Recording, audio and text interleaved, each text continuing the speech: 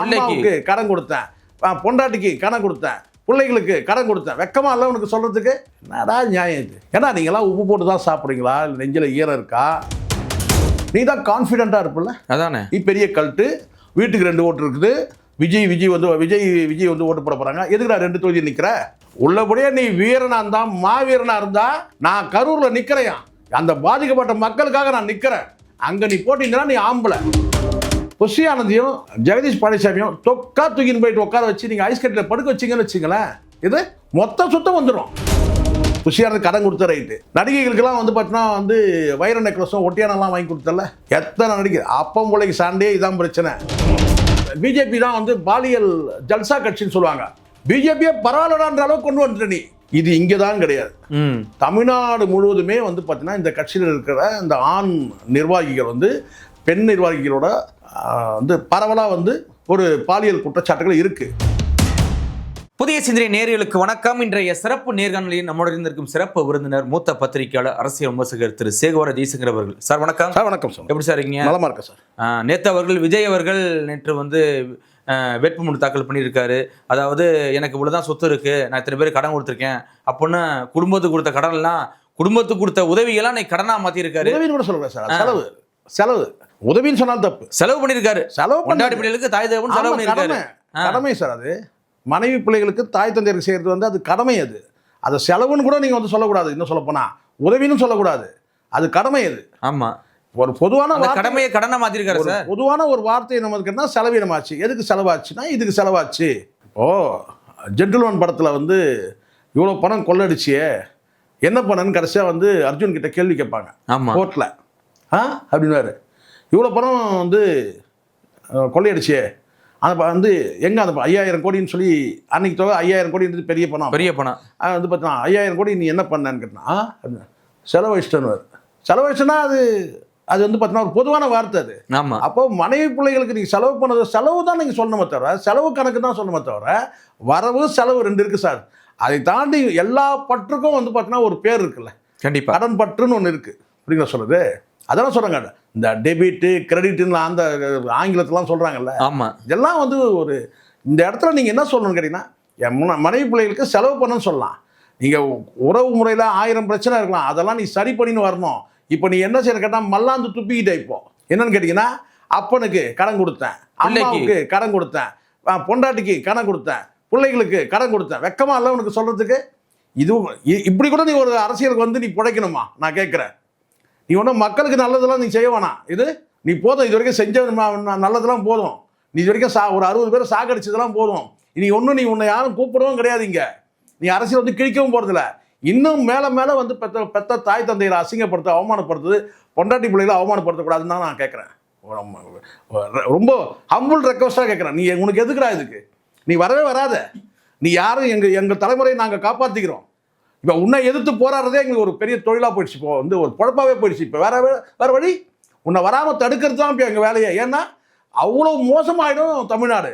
இப்போ எத்தனையோ வந்து அநீதிகளை எதிர்த்து போராடணும் சார் இந்த தமிழ்நாட்டில், சரி இந்தியாவில். இப்போ ஒரு குறிப்பிட்ட ஒரு அரசியல் கட்சி வந்து பார்த்தீங்கன்னா முட்டாள்கள் கூட்டத்தையும், தற்கொலைகள் கூட்டத்தையும், பாலியல் வந்து கிரிமினல்களையும் எதிர்த்து நம்ம போராடக்கூடிய சூழ்நிலை இருக்கிறோம். வெள்ளைக்காரனே எதிர்த்து போராடணும். இன்னைக்கு யாரை எதிர்த்து போராடுறோம் சொல்லுவாங்க பார்த்தீங்கன்னா, பிஜேபி தான் வந்து பாலியல் ஜல்சா கட்சின்னு சொல்லுவாங்க. பிஜேபியை பரவாயில்லன்ற அளவுக்கு கொண்டு வந்துட்ட நீ. கண்டிப்பா திமுக வந்து ஊழல் சக்தி, ஊழல் பண்ணவங்க. அதிமுக ஊழல் சக்தி என்ற அந்த ஊழல் சக்தியில பரவாயில்ல நிலைமை கொண்டு வந்துட்ட நீ. கண்டிப்பா சொல்றது என்ன, திமுக ஊழல் சக்தி, அதிமுக ஊழல் சக்தி சொல்ற இல்லையா? இன்னும் சொல்றோம், உன் லாங்குவேஜ்ல சொல்றோம், தீய சக்தி. எது திமுக தீய சக்தியே பரவாயில்லன்னு ஆயிடுச்சு. ஏன்னா நீ அதை விட வந்து பார்த்தீங்கன்னா அபாயகரமான மனிதனா இருக்கிற. கண்டிப்பா அவங்களாவது வந்து பார்த்தீங்கன்னா வந்து கோவணத்தோட விட்டாங்க, உன்னால மான மரியாதை போயிடும் போல இருக்கு. அப்படித்தானே இருக்கு. ஒரு பூந்தமல்லியில ஒரு வேட்பாளருக்கு வந்து குற்றச்சாட்டு யாருன்னு கேட்டீங்கன்னா, அங்க இருக்கிற வந்து உன் கட்சியில் இருக்க நிர்வாகியே சொல்றாங்க. நிர்வாகி சங்கீதாங்கிற பேர் கொண்ட ஒரு நிர்வாகியில ஒரு பையன் வந்து பார்த்தீங்கன்னா உன் கட்சி பேரை பயன்படுத்தி அவ்வளவு பெண்களை வந்து மோசமான இன்னும் நிறைய இருக்கு. அப்ப இதெல்லாம் வந்து பார்த்தீங்கன்னா இப்போ நீ எல்லாம் ஆட்சிக்கு வந்து நீ என்ன பண்ணிட முடியும்? சார் 10 நாளைக்கு முன்னாடி சார் ஒருத்தன் ஜாமீன்ல வெளில வந்திருக்காங்க. இப்போ 10க்கும் மேற்பட்ட கொலை குற்றங்களே இருக்காங்க சொன்னேன் சார். இங்க 56 பேர் தான் சார் தெளிவான வேட்பாளர்னு சொன்னா, இவன் கட்சியை சேர்ந்தவங்க 56 பேர் தான் இருக்கிறாங்க. அதான் நீ வேட்பாளர் இல்லை எனக்கு நல்லா தெரியும். ஆனால் நீ என்ன பண்ணிட்ட, விருப்ப மனு கொடுத்துட்டு விருப்ப மனு எல்லாம் வாங்கி போயிட்டான். சரிங்களா? மாற்று கட்சிகளுக்கு வந்து கொண்டு வந்து நீ சேர்க்குற, அதை கூட நீங்கள் வந்து முந்தா நாள் வந்து தூக்கி வீசி எறிகிறார் எடப்பாடி, அவரை உடனே கூப்பிட்டு வந்து போட்டு நீ வந்து ஒரு சீட்டை கொடுத்துட்ற அல்ல. ஆனால் ஒவ்வொருத்தருக்கு பின்னாடியும் வந்து என்னென்ன கிரிமினல் பின்னணி இருக்குன்றத நீ அதை வந்து ஆய்வு செய்தியா? இத்தனை பேர் மெம்பர் ஆகிட்டான் ஆன்லைனில், இத்தனை பேர் மெம்பர், இந்த பேருமே தான் அழுதுட்டு இருந்த யாமெல்லாம் அதில் கிரிமினல் இருக்கிறான்றது நீ அந்த ஆய்வு செஞ்சிருக்கீங்க. 234 பேரை வந்து இவர் நேரடியா நேர்காணல் பண்ணாரா? எப்படி சார்? எதுவுமே சார் எதுவுமே அது ப்ராப்பரா நடக்கல சார். என்னால 100% சொல்ல முடியும், ப்ராப்பரா நடக்கவே இல்லை. இன்னும் நீங்க சொல்லணும்னா போய் பில்டப் தான். என்ன சொன்னீங்கன்னா வந்து எவ்வளவு மெம்பர் ஆனாங்க, 1.5 கோடி பேர் மெம்பர் ஆயிட்டாங்கன்னா ஜெயிச்சிருவாரு. நம்ப முடியுமா? 1.5 கோடி பேர் மெம்பர், 1 கோடி பேர் ஓட்டு போட ஜெயிச்சிருவாரு. 10,000 விண்ணப்பம் வித்தான்னு சொன்னா பாத்தீங்களா, அதுவே தப்பு, அதுவே போய் 10,000 விண்ணப்பம்லாம் விற்கல. ஆனால் 50,000 வந்து கதையை விட்டானுங்க. இங்கே விண்ணப்பமே வந்து பார்த்தீங்கன்னா 10,000லாம் வந்து வித்தெல்லாம் போய் விண்ணப்பம் வாங்கிறதுக்கு வரல, பார்க்க வருது உன்னை கூட்டம். ஆனால் விண்ணப்பம் தேர்தலை போட்டிறதுக்கு வரவே இல்லை. அப்படியே வந்த நபர்கள் கூட பார்த்தீங்கன்னா நீ ஒரு காலம் ஃபில் பண்ண சொல்லிடுற, எவ்வளோ வந்து தேர்தலுக்காக செலவு பண்ணணும்னு கேட்டவொடனே அந்த காலத்தை ஃபில் பண்ண முடியல எவனாலும். ஏன்னா எவ்வளோ செலவு பண்ணணும்னு சொன்னால் சீட்டு கொடுப்பாரு, அப்படி ஆயிடுச்சு. இதை தாண்டி நீ என்ன கேட்டால் ஒவ்வொரு வேட்பாளர் வந்து பார்த்தீங்கன்னா வந்து நீங்கள் வந்து வசூல் பண்ணணும்னு முடிவு பண்ணீங்க பார்த்தீங்களா? மாற்று கட்சியில் எப்படி பண்ணுறாங்க, அவங்க பண்ணுறாங்க, இவங்க பண்ணுறாங்கன்னு அந்த முடிவுக்கு நீங்கள் வந்தப்பார். புதுசாக ஒரு கட்சி தொடங்கி வந்து ஒரு பைசா கூட நான் லஞ்சம் வாங்க மாட்டேன்னு சொல்லி நீ சத்தியப்பிரமாணம் எடுக்கும்போது அவன் ஏன் சிரிச்சான் ராஜ்மோகன்? அதானே அப்போயே தெரிஞ்சிச்சேன்னு கேட்டால் நீங்கள் இவ்வளோ வசூல் பண்ணுறீங்கன்றது அவன் உள்ளத்தில் இருக்கிறது வெளியே வந்துடுச்சு.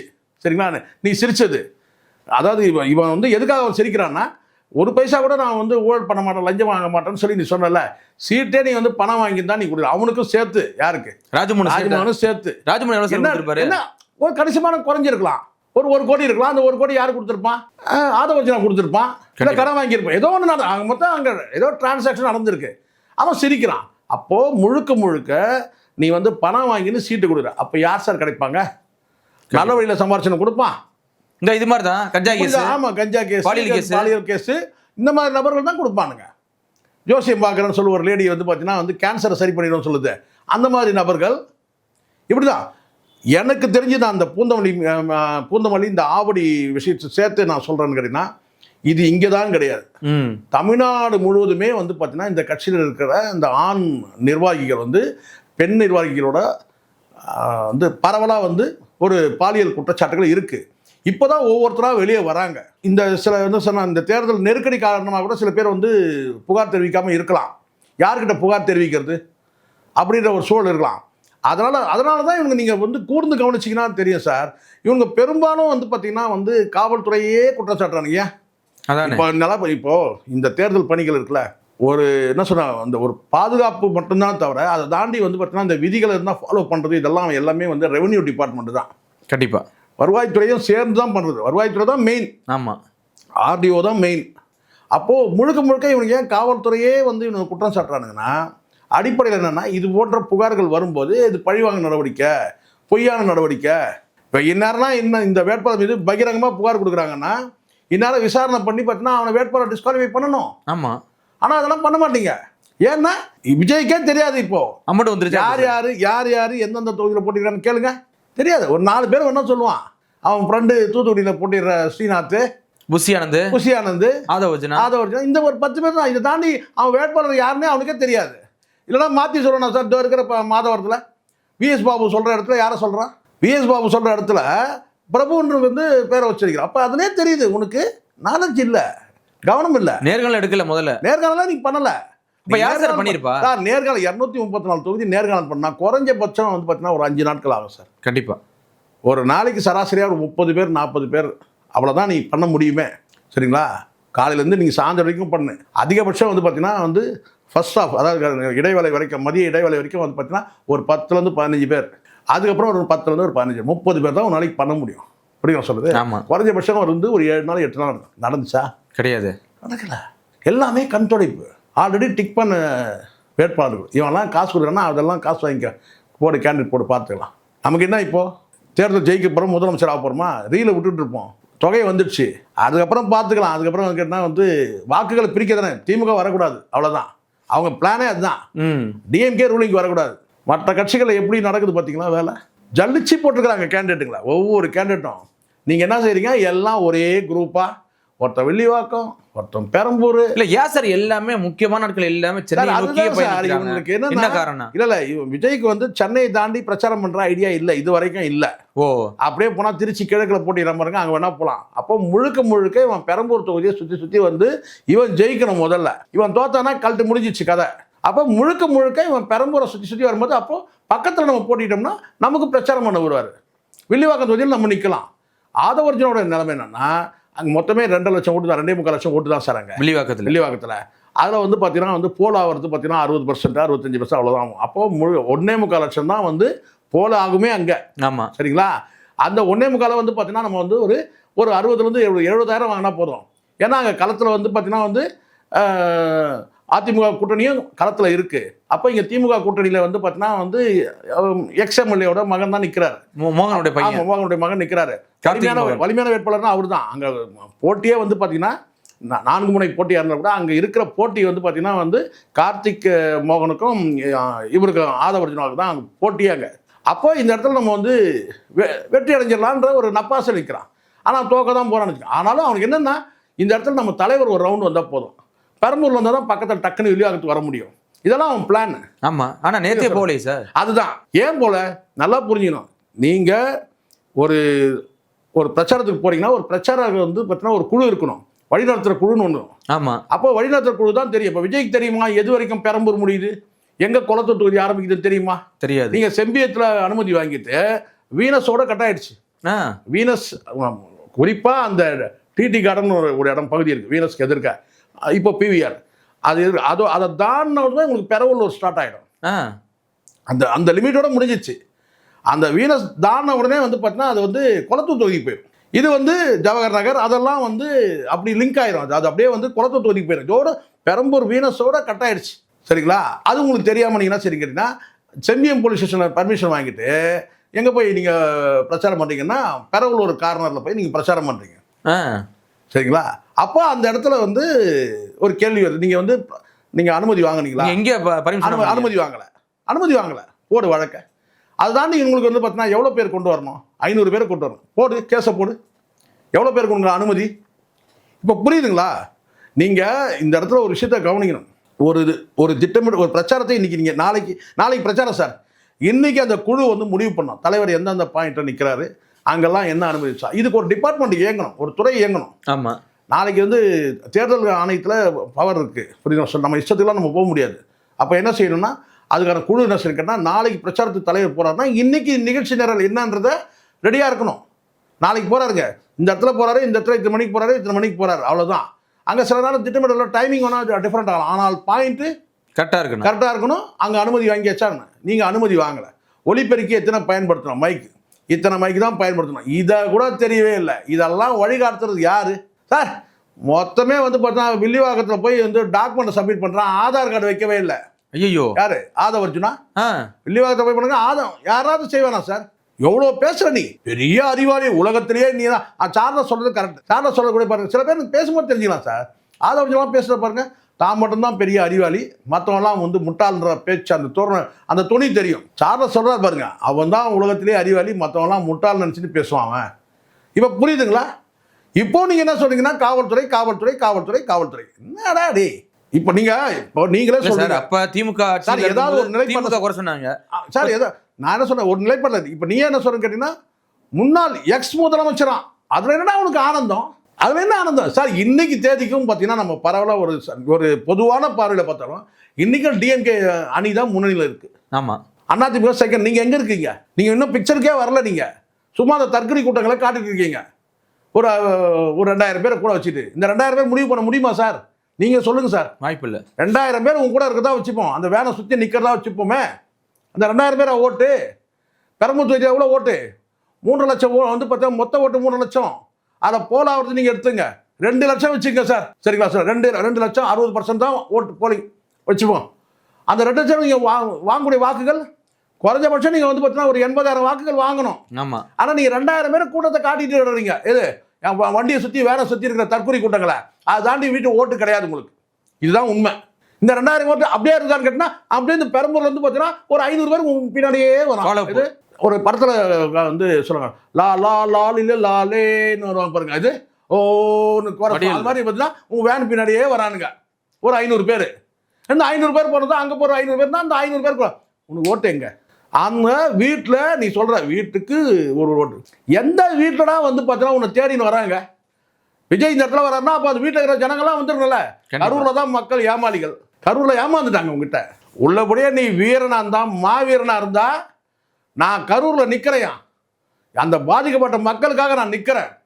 என்னை பார்க்க வந்த கூட்டம் இந்த அளவுக்கு ஆயிடுச்சு. இன்னைக்கு நான் வந்து பார்த்தீங்கன்னா அங்கே ஒரு தேர்தல் அலுவலகத்தை போட்டு நான் அந்த மக்களுக்காக நான் அந்த இடத்துல நான் வந்து பார்த்தீங்கன்னா ஆதரவாக நான் இருப்பேன்.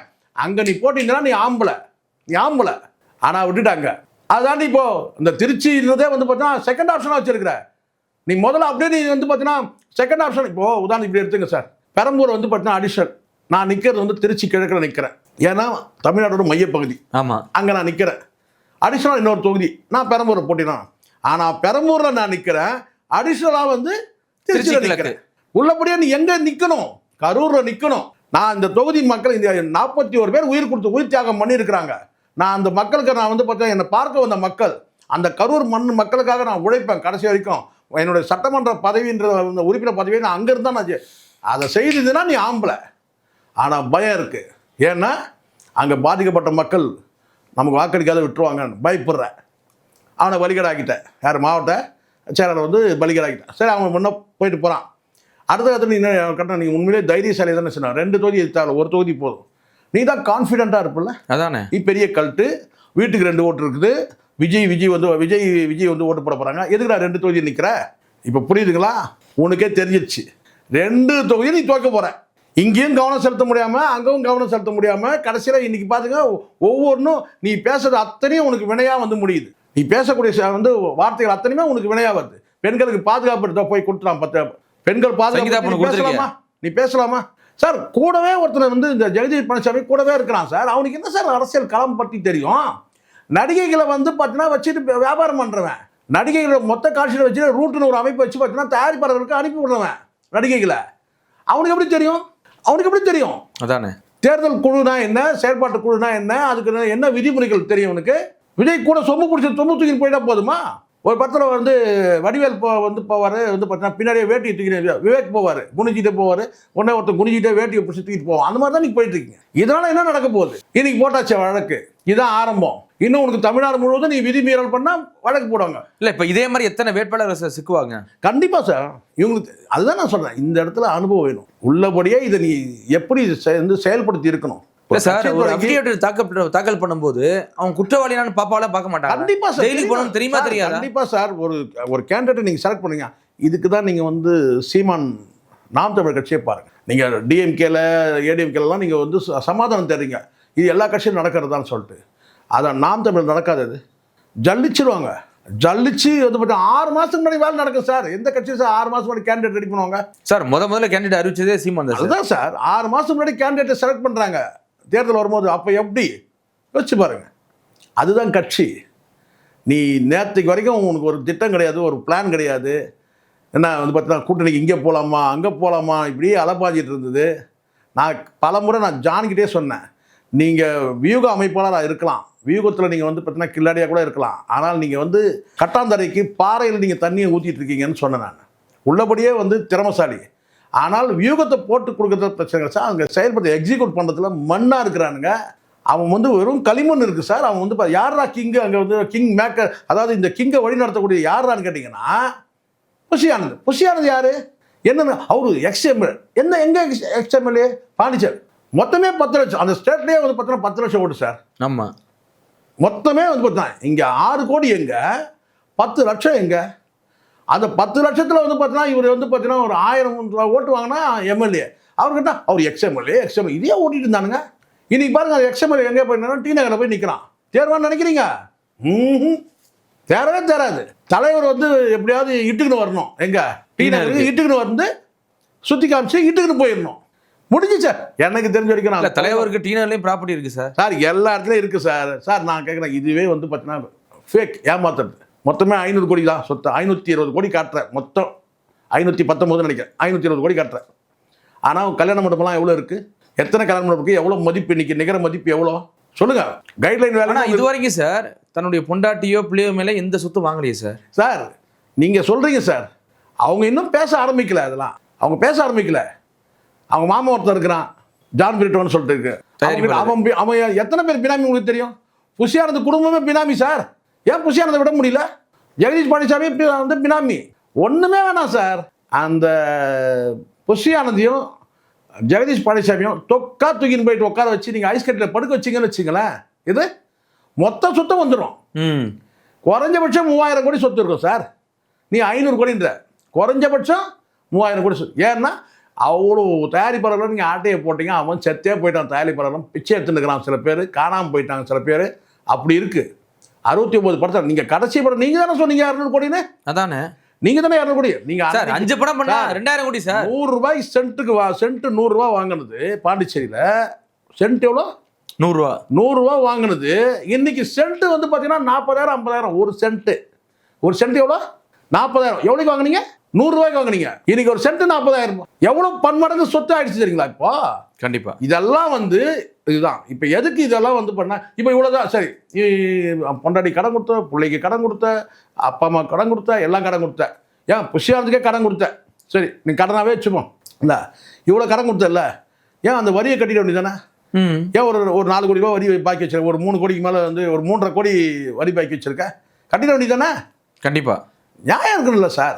அப்போ இது எல்லாமே இப்போவே நீ வந்து ஏமாத்துற, அரசாங்கத்தை ஏமாத்துற. நீ யோக்கிய மாதிரி நான் சொல்ல கேட்டா 1 பைசா லஞ்சம் வாங்க மாட்டேன்னு பேசுற, அரசாங்கத்தை ஏமாத்துற. இன்னொரு பக்கம் வந்து பார்த்தா தாய் தந்தைகளுக்கு, அம்மா அப்பாவுக்கு எல்லாருக்கும் நான் கடன் கொடுத்தேங்கிற, பெத்த பொண்ணுக்கு கடன் கொடுத்தேன்ற. நீ யாரா? நீ எது சார் குடும்பத்துக்கே கடன் கொடுக்கணும்? யாராவது இது வரைக்கும் சொந்த குடும்பத்துக்கு கடன் கொடுக்கணுங்கிறேன். இது வரைக்கும் சார் எவ்வளோ பேர் வந்து வேட்பாளராக போட்டிட்டு இருக்காங்க. இந்த மாதிரி எங்கேயாச்சும் நடந்திருக்கா? குடும்பம் கூட இருந்தால் இந்த மாதிரி ஃபேக் கணக்கெலாம் காட்ட வேண்டிய அவசியம் இருக்கா? சரி இதெல்லாம் போட்டோம். நடிகைகளுக்கெல்லாம் வந்து நெக்லஸ் வாங்கி கொடுத்தி, அதெல்லாம் எந்த கணக்கில் காட்டுவேன்? புஷியானது கடன் கொடுத்த ரைட்டு, இது இவங்களுக்கெல்லாம் கடன் கொடுத்த. நடிகைகளுக்கெல்லாம் வந்து பார்த்தீங்கன்னா வந்து வைர நெக்லஸும் ஒட்டியானெல்லாம் வாங்கி கொடுத்தல. சொல்ல இங்கேருந்து கீர்த்தி சுரேஷ் கல்யாணத்துக்கு போனல, என்ன கிஃப்ட் கொடுத்த சொல்லமா? மொய்ன்னு ஒன்று விற்பல. ஆமாம், மொய் தான் கிஃப்ட்டு. மொய், அந்த மொய் என்ன கொடுத்த சொல்லமா? சொல்லுவியா நீ? எத்தனை நடிகை அப்பம் பிள்ளைக்கு சாண்டே இதான் பிரச்சனை. இவரு திரிஷாவுக்கு வந்து வைர நெக்லஸ் வாங்கி கொடுத்துட்டாரு. இது வைர நெக்லஸ். ஆமாம், வந்து பார்த்தீங்கன்னா நாய்க்குடி கூட வந்து பார்த்தீங்கன்னா தங்க சங்கிலி வந்து பார்த்தீங்கன்னா தங்க சங்கிலி தான். நாய்க்கா சார்? அப்படிதான் வந்து திரிஷா வச்சிருக்க நாய்க்கு பிரச்சனை போடுச்சு.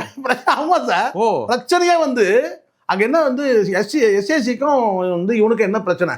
விஜய்க்கு என்ன பிரச்சனை?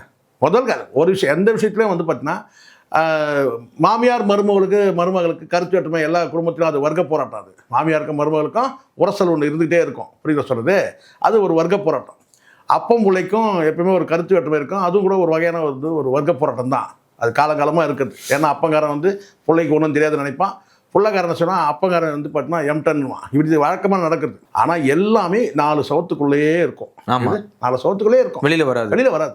ஆனால் வெளியில் வந்து வெடிக்குதுன்னா என்ன காரணம்னா, தன் மகன் வந்து சொத்துக்களை கொண்டு போய் ஒரு நடிகை வீட்டில் வந்து இழக்கிறான், இல்லை ஒரு வீட்டில் கொண்டு போய் இழக்கிறான். ஏன்னா இப்போ இவங்க வந்து பார்த்தீங்கன்னா அந்த ஒரு வார்த்தையை சொன்னோம்னா இவங்க வந்து தப்புன்றானுங்க. ஆனால் நம்ம வந்து நீங்கள் கூகுளில் போய் செக் பண்ணிக்கோங்க, இல்லை எந்த வரலாறுல நீங்கள் செக் பண்ணுங்கள், சரிங்களா? இல்லை எந்த வந்து பார்த்தீங்கன்னா வந்து வரலாற்று பதிவேட்டு வந்து பார்த்தீங்கன்னா அது தான் சொல்கிறானுங்க. சொல்கிறது இவன் போய் வந்து இழக்கிறான் அப்படின்னு சொல்லிதான் எஸ்எஸ்சி வந்து. ஏன்னா எஸ்எஸ்சி அடிமட்டத்திலேருந்து வந்ததுனால பணத்தோட அருமை என்னன்னு தெரியும், வறுமையோட அருமை என்னன்னு தெரியும், ஏழ்மையோட வறுமை என்னன்னு தெரியும், பசியோட வறுமை என்னன்னு வந்து அருமை என்னன்னு தெரியும், எல்லாமே தெரியும். அப்போ தன் பிள்ளை வந்து பார்த்தீங்கன்னா வந்து வந்து சம்பாதிக்கிற பணத்தை இப்படி போய் இழக்கிறானேன்ற அந்த வருத்தம் தான் அவர் வந்து தடுக்கிறாரு. ஆனால் அப்பா பிள்ளைக்கு அதனால சண்டை வருது. சண்டை வந்தால் அவங்களுக்குள்ள வந்து ஒரு பிளவு ஏற்படுது. எந்த அம்மாவும் வந்து தன் பிள்ளை வந்து இப்படி வழிமாறி போகிறத வந்து விரும்ப மாட்டாங்க. ஆனாலும் பிள்ளையை விட்டு கொடுக்க முடியாது, போராடுவாங்க. இல்லை வெளியில் சொல்ல முடியாம கும்பிட்றாங்க உள்ளுக்குள்ள. இப்போ என்ன ஆச்சு? எல்லாம் பெருமை, வெட்டி பெருமை தான் உனக்கு. நான் உச்சத்தை விட்டு வந்தேன், மிச்சத்தை விட்டு வந்தேன்னு சொல்லிட்டு இன்னைக்கு என்ன செய்ய? எல்லாரையும் அசிங்கப்படுத்திட்டியா? எல்லாரும் அசிங்கப்படுத்தாங்க சார். இப்போ அம்மா அப்பாலேருந்து எல்லாருமே வந்து பார்த்தீங்கன்னா மேற்கொண்டு இது வேதனைப்பட்டு. ஆமாம் சார், கடனாளின்னு நம்மளை சார் நீங்கள் ரெக்கார்டில் காட்டுறீங்க, அரசு ரெக்கார்டில் காட்டுறீங்க, பதிவாகுது. அப்படியே வார்த்தையில் பேசினா மறைஞ்சு போயிடும் சார். ஆனால் ரெக்கார்டாக காட்டுறீங்க. என்ன பேப்பர்? அம்மா கடனாளி, அப்பா கடனாளி, பொண்டாட்டி கடனாளி, புள்ள கடனாளி, பொண்ணு கடனாளி. என்னடா நியாயம் இது? ஏன்னா நீங்களாம் உப்பு போட்டு தான் சாப்பிட்றீங்களா? இல்லை நெஞ்சில் ஈரம் இருக்கா? யார் சார் எல்லா சராசரி குடும்பங்களும் அத்தனை குடும்பத்துக்கும் சொல்லி நான் முடிக்கிறேன். எல்லா குடும்பத்துலேயும் பெரும்பாலான வருவாய் பிள்ளைகளுடைய அன்றாட தேவைனா உங்களுக்கு தெரியும், அது உடையாக இருக்கலாம், உணவாக இருக்கலாம், உடையாக இருக்கலாம், இருப்பிடமாக இருக்கலாம். அதை கடந்து வந்து பார்த்தீங்கன்னா வந்து கல்வி கட்டணம், அதுக்கு பிறகு வந்து பார்த்தீங்கன்னா கல்யாணம், இதில் தான் வந்து சராசரி வருமானம் அத்தையும் வந்து ஒரு சராசரி மனிதன் வந்து இழக்கிறான். இது பொதுவானது. நீங்கள் எவ்வளோ பெரிய கோடீஸ்வரனாக இருந்தாலும் பார்த்தீங்கன்னா அந்தந்த லெவலுக்கு காலி பண்ணுவான். இப்போ ஒருத்தன் 50 லட்ச ரூபா கல்யாணம் பண்ணுறான்னா 50 கோடியில் ஒருத்தன் கல்யாணம் பண்ணால் 500 கோடியில் கல்யாணம் பண்ணுறான். ஆக மொத்தம் என்னென்னா எல்லாமே பிள்ளைகளுக்காக தான், தகுதிக்கு ஏற்ப. ஆமாம். இப்போ அம்பானி கல்யாணம் பண்ணார், ஆனந்த் அம்பானிக்கு கல்யாணம் பண்ணார். அவங்க வந்து பார்த்தீங்கன்னா எவ்வளோ செலவு பண்ணி பண்ண. அப்போது இது எல்லாமே இதெல்லாம் கடமைகள். இதை நீங்கள் வந்து கடனில் கொண்டு வரக்கூடாது. கடனுக்கும் கடமைக்கும் வித்தியாசம் தெரியாத ஒரு பிள்ளைகளுக்கு எழுதியிருக்காரு சார். அந்த பிள்ளைய பாருங்க 8.28 சார். இது அநியாயம் இல்லை இது. அப்போ புரிஞ்சுங்க, கடனுக்கும் கடமைக்கும் வித்தியாசம் தெரியாதவன் இவர் வந்து பார்த்தீங்கன்னா நமக்கு நல்லது செய்கிறான் இருக்கு. இவன் எப்படி இப்போ நாளைக்கு தெரிஞ்சு சார், இவன் நாளைக்கு முதலமைச்சர் என்ன செய்வான்? நாளைக்கு முதலமைச்சர் கேட்டான் கடனை வாங்கி பண்ணுவான்.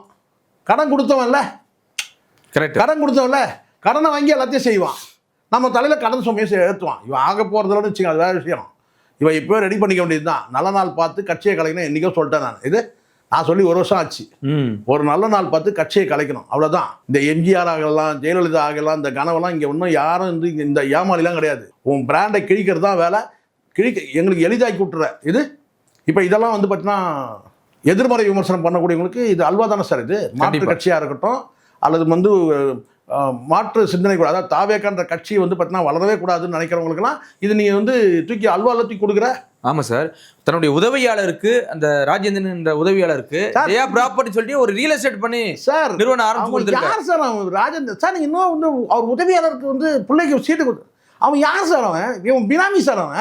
பினாமி சார் இருந்த வரைக்கும் வந்து விசுவாசமாக எஸ்எஸ்சிக்கு இருந்தான். எஸ்எஸ்சி அப்பம் புள்ள பிரியும் போது என்ன செய்யணும், அப்படியே சாதகமாக வந்து இப்படி வந்து இப்போ புள்ள பக்கத்தில் நின்ட்டான். ரவிராஜான்ற வந்து பார்த்தீங்கன்னா அப்பம் பக்கம் போனான், அவன் அப்படியே போயிட்டான்.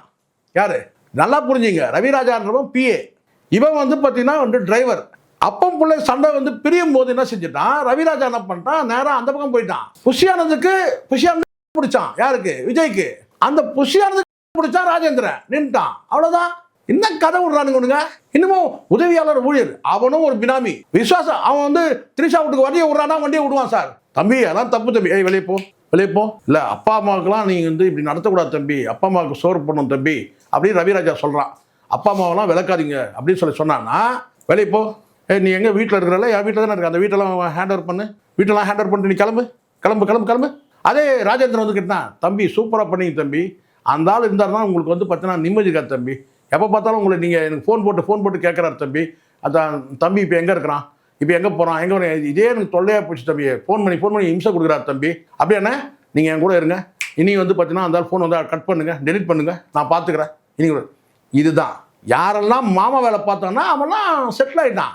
யார் உள்ளபடி நல்லதை சொன்னான்னா அவன்லாம் போயிட்டான். இதுதான் உண்மை. இன்னைக்கு அப்படியே மேடையில் இவரணும், அப்படியே வந்து டிரைவருக்கு ஒரு வாழ்க்கை கொடுத்துட்டாரான், டிரைவர் பிள்ளைக்கு சீட்டு கொடுத்துட்டாரான், அப்படியே அவன் அழுகுறாரான், இவர் கண்ணை துடைக்கிறாரான். என்னங்கடா ட்ராமா நடத்துறீங்க சார்? இப்போவும் சொல்கிறேன், விசுவாசின்றது அது கிடையாது. உள்ளபடியே ஒரு நல்ல ஊழியர் தான் சொல்லுவாங்கன்னா, ஐயா நீங்கள் போகிற உப்பத்தான் நான் சாப்பிட்றேன், நீங்கள் தயவு செஞ்சு வந்து இந்த தப்பை செய்யாதீங்க, நீங்கள் நல்லா இருந்தால் தான் நான் நல்லா இருக்க முடியும் அப்படின்னு சொல்லுவானா. ஒரு விட்றா வண்டியன்னு கேட்டால் வந்து சாவியை கொடுத்துட்டு நான் கிளம்புறேங்க, இதுக்கு மேலே என்னால் இங்கே இருக்க முடியாதுங்க, நீங்கள் தப்பு பண்ணாதீங்க, கண்ணுக்கு முன்னாடி நான் வந்து பார்த்தீங்கன்னா ஒரு குடும்பம் கெடுதுங்க, மனைவி பிள்ளைகளோடு இருந்த வரைக்கும் எனக்கு சந்தோஷம் இருந்துங்க, அவன் தான் சார் ஊழியன். ஆனால் எனக்கு அதெல்லாம் கிடையாது. எனக்கு சம்பளம் கொடுத்துட்றான், 3 வேளை சாப்பாடு கிடச்சிருது, எங்களுக்கு நல்ல வாழ்க்கை கிடைக்குது, அதை நினைக்கிற அவன் நல்ல ஊழியம் கிடையாது. இவர் ஊழியர் கொடுத்தாரா என்ன? இந்த தான் நான் சொன்னேன், ரவிராஜா வந்து நல்லது சொன்னான், அவனுக்கு வாய்ப்பு கிடையாது, வெளியே போடான்ட்டான். அதே சமயத்தில் கேட்டால் இவனுக்கு ஏற்ற மாதிரி பெண்டாகி போயிட்டான். என்ன தலைவா, எங்கே வண்டியை விடணும், அவ்வளோதானே, விட்டுறேன், போய் திரிஷா போய் கூப்பிட்டு வா, கூப்பிட்டு போய் விடு. இப்போ புரியுதுங்களா? இதுதான் உண்மை. நல்லவர்களுக்கு காலம் இல்லை, அவ்வளோதான். நல்லது சொல்கிற தகப்பேன் அவனை தூக்கி வெளியே போடு. இப்படி தான் சார் மொத்தம். புரிஞ்சுதிங்களா எவ்வளோ கேவலமானவன் விஜய் என்பது ஒரு கட்டமாக தெரிய வருது பாருங்க. இவர் சிலாகிக்கிறானுங்க. ராஜேந்திரன் வந்து அவர் டிரைவருங்க, டிரைவருடைய பிள்ளைக்கு சீட்டு கொடுத்தாருங்க. ஆனால் அந்த டிரைவர் என்ன பண்ணாருங்க, இப்போ பனையூர்லேருந்து வந்து பார்த்தீங்கன்னா பட்டினப்பாக்கம் வீட்டுக்கு வந்து யாருங்க ஓட்டுறது வண்டியை, அவர் தாங்க ஓட்டுறாரு ராஜேந்திரன். இப்போ புரிஞ்சிச்சுங்களா? கண்டிப்பாக சார், தொடர்ச்சியாக பேசுவோம். மிக்க நன்றி சார். நன்றி சார்.